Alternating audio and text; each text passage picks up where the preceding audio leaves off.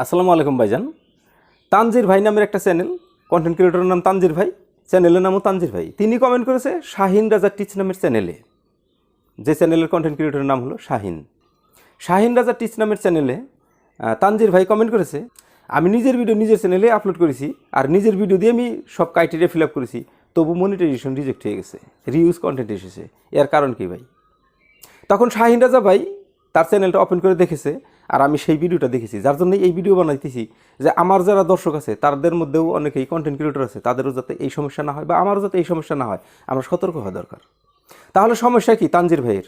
যখনই শাহিন ভাই শাহিন রাজা টিচ চ্যানেলে তানজির ভাইয়ের চ্যানেলটা ওপেন করেছে, ঠিক আছে, আমি অল্প একটু তার ক্লিপসটা দেখাইছি বন্ধুরা, আগে দেখে নেন তো তার ক্লিপসে কী বলা হয়েছে। যে শর্ট ভিডিওগুলো, এখানে শর্ট ভিডিওতে একটি ভিডিও কিন্তু আপনার না। দেখলেন ভাই, এখানে কন্ডিশন হয়েছে তানজির ভাইয়ের রিউজ কন্টেন্ট আসার কারণ হলো তানজির ভাইয়ের চ্যানেলটা হলো লং ভিডিওর চ্যানেল, সেই লং ভিডিওর চ্যানেলে কিন্তু আবার শর্ট ভিডিও আপলোড করেছে। আগে কিন্তু এরকমের সিস্টেম ছিল না, আগে ছিল শর্ট ভিডিওর জন্য আলাদা চ্যানেল আর লং ভিডিওর জন্য আলাদা চ্যানেল।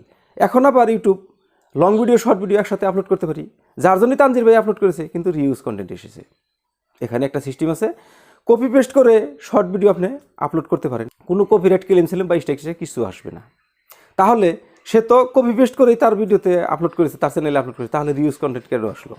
এখানে রিউজ কন্টেন্ট আসার কারণ হলো আপনার চ্যানেলটা হলো লং চ্যানেল, লং চ্যানেলে যদি শর্ট ভিডিও আপলোড করতে চান সেখানে নিজের ভিডিও হতে হবে, বা যদি কপি পেস্ট করেন তাহলে নিজের সেখানে ফেস ক্যাম বা নিজের ভয়েস ওভার থাকতে হবে।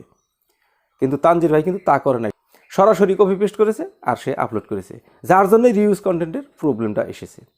সেখানে সেই ভিডিওটা যদি এডিট করে নিজের ভয়েস দিত বা নিজের ফেস দেখাতো, রিয়াকশন করতো, তাহলে কিন্তু এই রিউজ কন্টেন্ট আসতো না।